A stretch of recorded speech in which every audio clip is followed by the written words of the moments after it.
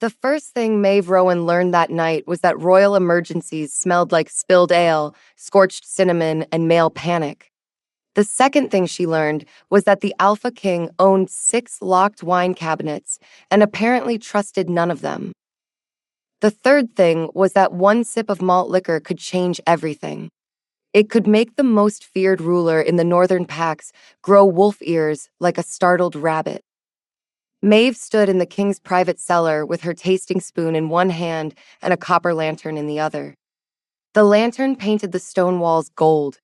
Rows of oak barrels slept in the dark, fat and dignified, each one wearing a chalk mark in her tidy hand. The room should have felt like her kingdom. Instead, King Kieran Vale stood at the far end of the table, looking as if he wanted to arrest the entire concept of fermentation. He was 30, broad-shouldered, black-haired, and handsome in the severe way of winter statues. His coat was dark blue wool, cut with military precision. His silver cuff pins were shaped like wolves. His eyes were pale gray and cold enough to make most servants forget their own names. Maeve remembered hers perfectly. She was the royal vintner. Wine obeyed her. Barrels respected her. Noblemen with complicated titles and simple palates did not frighten her. Even alpha kings did not frighten her, usually. The 2 gray wolf ears on top of his head made that position harder to maintain. They had appeared 3 breaths ago, after Kieran had taken one angry swallow from a cup of real malt wine. One moment he had been the iron ruler of Crescent Keep. The next, his ears had popped through his hair with a soft, fuzzy betrayal. His face remained expressionless. His ears did not. They flicked toward Maeve, then toward the wine cup, then backward in what looked painfully like embarrassment. Behind him, under the edge of his heavy cloak, a gray tail knocked over 3 silver cups and 1 bowl of winter figs. The figs rolled across the table. Maeve watched one fall into a brass spittoon. She took a slow breath through her nose. Not laughing was a professional skill. She had used it when dukes called cheap berry cordial mature. She had used it when a countess claimed oak barrels were too rustic for wine. She had even used it when the royal steward asked whether grapes could be trained to grow with less personality. This was different. The Alpha King's tail was wagging, only a little. Still, it was wagging. Kieran placed the cup down with deadly care. His voice came out low and controlled. You saw nothing. Maeve looked at his ears. One ear twitched. She looked at the fallen cups. The tail swept another fig into the spittoon. Maeve folded her hands over her spoon. Your Majesty, I can forget the ears if national security requires it. The tail is negotiating with the fruit. Kieran closed his eyes. In the shadows near the door, old butler Soren made a soft, choking sound. He had worked for the royal family longer than Maeve had been alive. His face usually looked carved from dried bread and duty. Tonight, it looked as if duty had punched him in the throat. Kieran opened his eyes again. This is why you were summoned. For the fruit? For the wine? Maeve nodded solemnly. A relief. The figs are beyond my authority. The king stared at her, his ears tilted forward. That made him look less terrifying and more like a large wolf listening for the word biscuit. Maeve stared at his chin to survive. Kieran pushed a sealed parchment across the cellar table and explained that the royal winter feast began in 6 days. Every lord in the northern packs would attend. Every rival would watch. Lord Varric Thorne had already sent 3 letters about shared drinking. Maeve knew Varric. Everyone in the castle did. He was a nobleman with a polished smile, a soft voice, and the moral temperature of old dishwater. He had spent the past year testing the young Alpha King's authority by praising him in public and poisoning every quiet room afterward. He suspects something, Kieran continued. Maeve tapped the parchment. That you dislike ale? That I cannot drink it. The king's tail thumped once beneath the cloak. His face did not change. Maeve did not look down. She deserved a medal. Kieran explained the problem with visible strain. His blood reacted badly to alcohol. 1 cup warmed his skin. 2 cups weakened restraint. More than 2 brought out wolf traits, including ears, tail, and sometimes excessive honesty. Soren muttered near the door, and once, singing. Kieran's gaze cut to him. The old butler became a curtain with shoes. Maeve set the tasting spoon down and confirmed that he needed a ceremonial drink that looked, smelled, and felt like fine wine, but contained no alcohol. Yes. And it must survive noble inspection. Yes. And it must fool Lord Varric, preferably while making him feel inferior. Maeve felt her respect rise a fraction. That part is possible. Kieran leaned over the table while his ears sank back with personal resentment. He had chosen Maeve because she was the best vintner in the castle.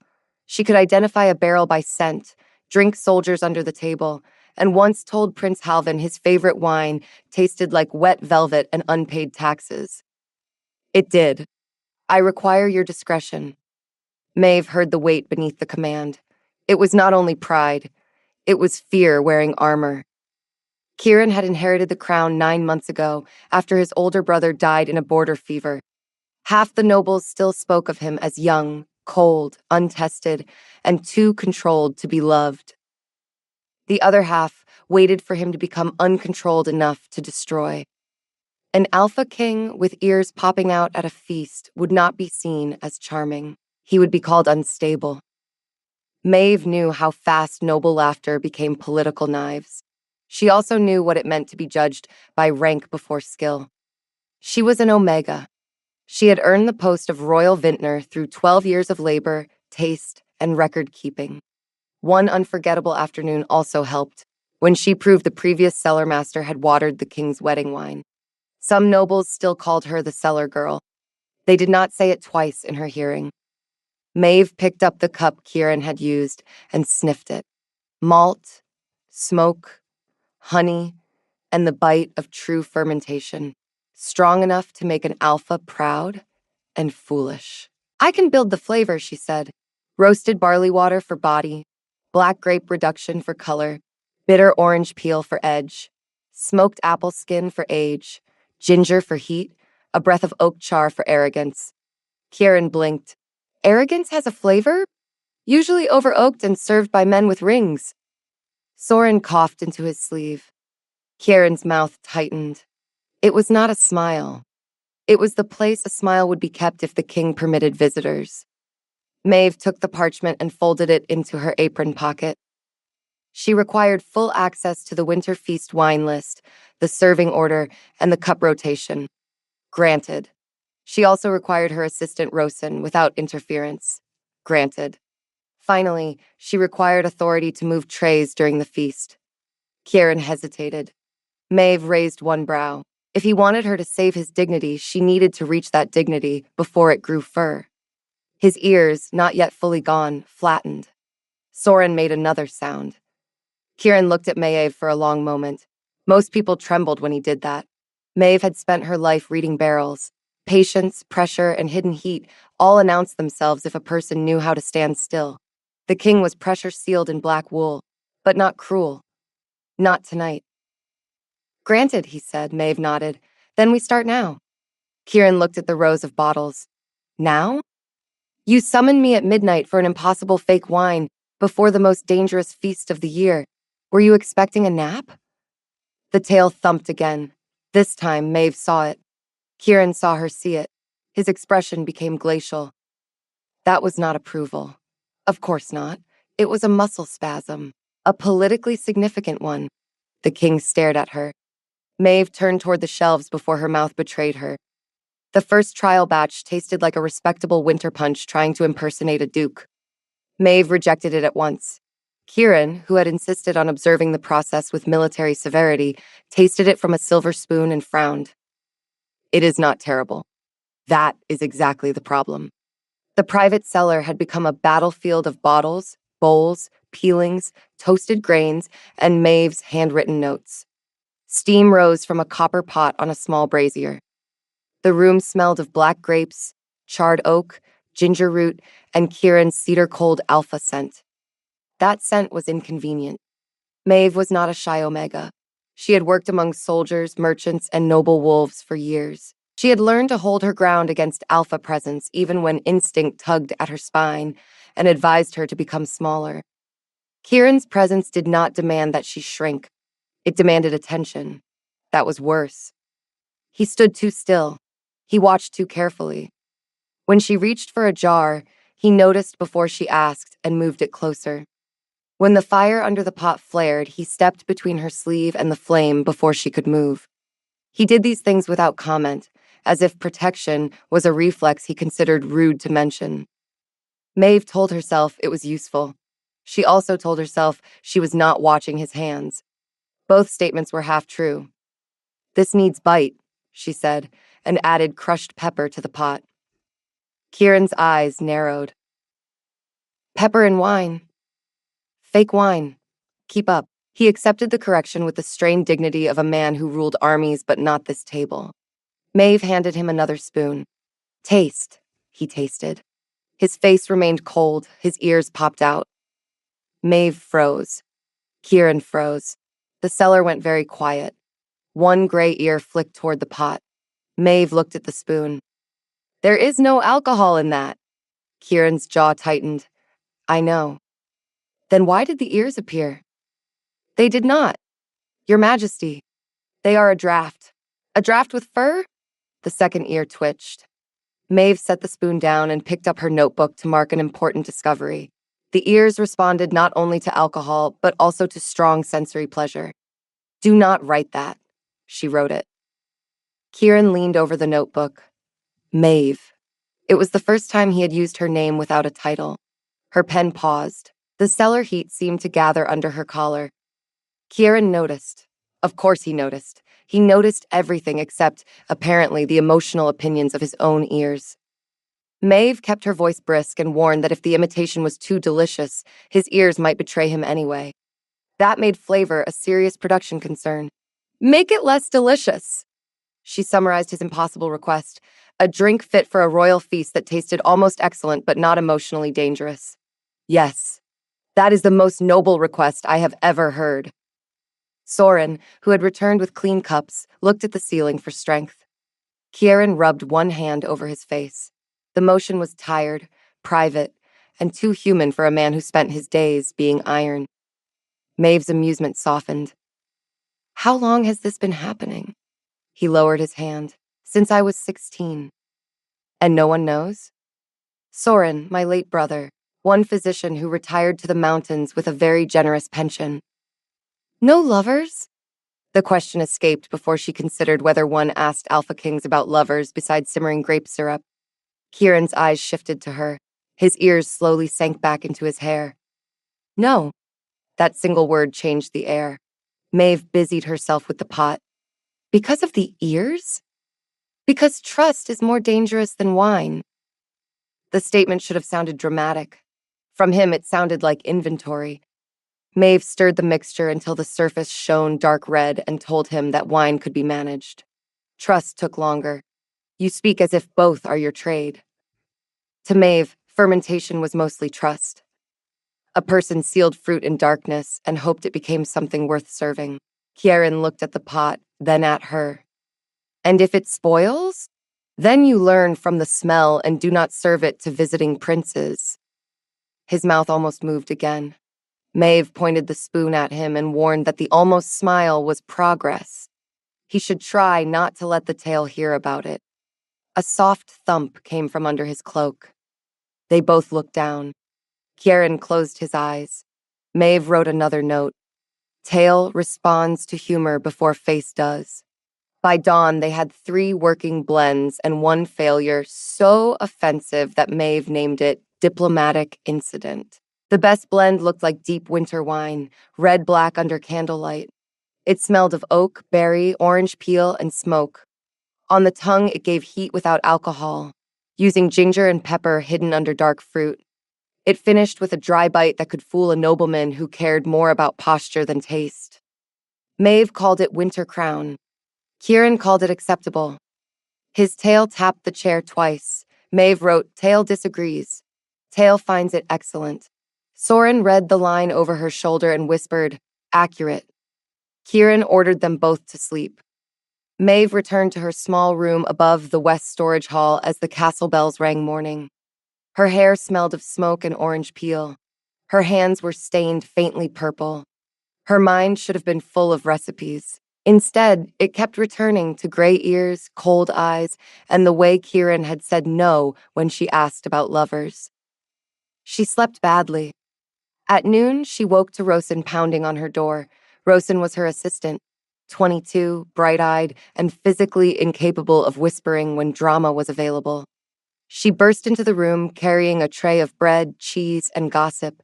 "The king summoned you at midnight," Rosen announced. "You returned at dawn smelling like smoke, berries, and secrecy. Either we are inventing a new wine, or you murdered a duke." Maeve sat up. "Why would murder smell like berries?"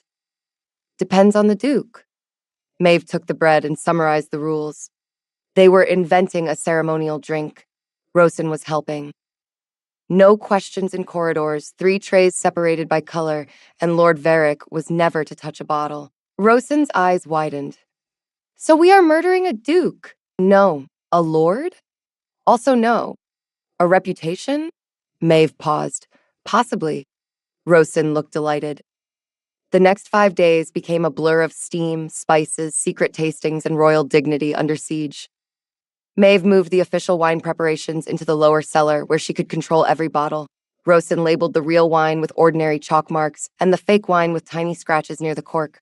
Soren arranged extra cloaks, heavy napkins, and a screen of decorative winter branches near the high table. The king practiced drinking. This sounded simple. It was not. Kieran knew how to drink like a soldier. He knew how to raise a cup like a ruler. He did not know how to taste Maeve's fake wine without letting his ears express personal admiration. The first formal practice took place in the old tasting room. A long table stood beneath iron lamps. 3 silver cups waited in a row. Kieran sat at the end in a black coat, shoulders squared, face severe. Maeve stood opposite him with her notebook. Rosen stood near the door with emergency napkins. Soren held a cloak as if preparing to smother a fire. Maeve pointed to the first cup and identified it as watered red wine, which Kieran had to refuse politely. Kieran lifted the cup, sniffed, and placed it down. Too thin. The second cup was Winter Crown. His task was to drink, look coldly satisfied, and say nothing. He drank. His face became a carved mask of noble approval. His ears popped out.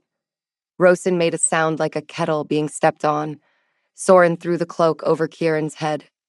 The king sat under the fur-lined cloak in absolute silence. Maeve wrote, "Practice 1. Face perfect, ears treasonous." From under the cloak, Kieran's voice was flat. "I can hear the pen. Then you know I am thorough." Rosen leaned toward Maeve and whispered, much too loudly, "Do they always do that?" "Only when the kingdom is at risk." The cloak shifted. Kieran emerged with his ears gone and his dignity patched together by force. Again, they practiced for 2 hours. By the end, Kieran could drink Winter Crown without ears if he thought about tax disputes while swallowing. If he thought about the flavor, the right ear appeared. If Maeve praised his control, both ears appeared. If Rosen whispered that the ears were rather handsome, the tail appeared and knocked a spoon onto the floor. Maeve banned compliments. Kieran agreed too quickly.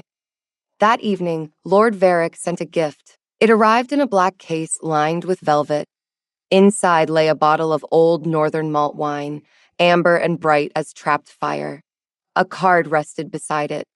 To honor His Majesty at the winter feast. May we drink as one loyal court. Maeve smelled the bottle and swore. Rosen crossed herself with a corkscrew. Soren looked ready to age 7 years. Kieran read the card once. His expression did not change, which meant it changed deeply somewhere hidden. "He knows," Maeve said. "He suspects. There is a difference?" "Suspicion makes men careless. Knowledge makes them patient." Maeve looked at the bottle. "Then we make him careless." Kieran's eyes lifted to her. Maeve took the bottle from its case and laid out the counter-trap. They would serve Varick his own wine, prepare a matching fake for Kieran, and let Varick wonder whether his suspicion was wrong. Careless men reach too far when confused. Soren murmured, "I miss quiet treason." Rosen nodded. "Quiet treason spills less." Kieran ignored them. His focus stayed on Maeve. "You are comfortable provoking dangerous men. I work in cellars. Fermentation is provocation in a barrel. That explains little. It explains everything important." He studied her in that still way again. Maeve resisted the urge to smooth her apron. She was suddenly aware of purple stains on her fingers and a loose curl at her cheek. Kieran's gaze did not pass over her like Court eyes did. He looked as if every mark of work belonged in the record. That was unsettling. Worse, it was kind. Kieran's voice lowered. Varric will target you if he realizes you are helping me. He already ignores me. That is useful. Maeve. There was her name again, steady and quiet. She met his eyes and reminded him that she was an Omega who had become Royal Vintner. She had done it in a castle full of men who believed wine improved when women stopped speaking. She knew how to be targeted. His jaw tightened. She told him not to look so protective. If he did it too early, his tale would expose state secrets. A thump sounded behind his chair. Rosen looked at the floor. Soren looked at the ceiling. Maeve looked at her notebook and wrote, Tale strongly opposes Varric. Kieran did not protest. That felt like trust. It was inconvenient how much she liked it. On the third night of practice, the king laughed. It happened by accident.